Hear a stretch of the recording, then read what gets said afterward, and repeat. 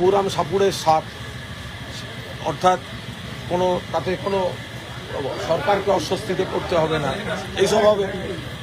তো সেখানে আমাদের বলতে দিচ্ছে না, আমাকে কণ্ঠরোধ করা হচ্ছে।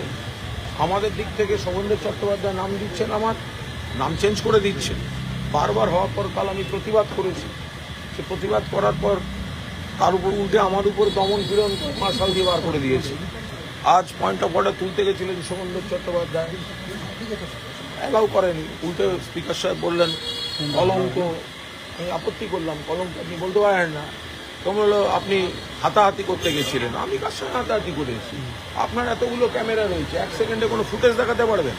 আমি বলেছি আমাকে কেন বলতে দেওয়া হচ্ছে না, উল্টে আমার উপরই এসে তো হামলা হলো।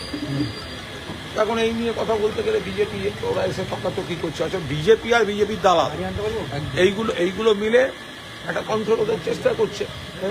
দেখা যাক, মানুষ দেখছেন এটা যে আসল প্রকৃত বিরোধী যারা সরকারের বিরুদ্ধে বা সরকারের কাছে প্রকৃত মানুষের কথাগুলো তুলে ধরতে পারবে, তাদের ওরা বলতে দিচ্ছে না। ওদের পোষা বিরোধীদের দিয়ে সাজানো কথা বলা হচ্ছে। দাদা, কালকে কলকাতায় ককরোচ জনতা পার্টির শিয়ালদা থেকে ধর্মতলা একটা মিছিল আছে। ককরোচ জনতা পার্টির যারা প্রকৃত আন্দোলন করছেন তাদের সঙ্গে তাদের প্রতি তো পূর্ণ সমর্থন বা তাদের যা যা করার সেগুলো মমতা বন্দ্যোপাধ্যায় আমাদের নেত্রী সর্বভারতীয় রাজনীতির ক্ষেত্রে যা যা ফলে যারা ওখানে সত্যি আন্দোলন করছেন তারা যদি কলকাতায় যখন কিছু করবেন বা তাদের যে আন্দোলন তার সঙ্গে তার প্রতি আমাদের নৈতিক সমর্থন পূর্ণ থাকবে। আমি বলেছি ককরোচ জনতা পার্টি যারা ওখানে দিল্লিতে আন্দোলনটা করছেন, নতুন প্রজন্ম শিক্ষা দুর্নীতির প্রতিবাদে, নিট কেলেঙ্কারির বিরুদ্ধে, শিক্ষামন্ত্রী ধর্মেন্দ্র প্রধানের ইস্তফার দাবিতে যারা ককরোচ জনতা পার্টির যারা প্রকৃত আন্দোলন করছেন, তারা যদি কলকাতায় বা কোথাও বাংলায় কোনো আন্দোলন করতে চান সেখানে আমাদের সমর্থন থাকবে।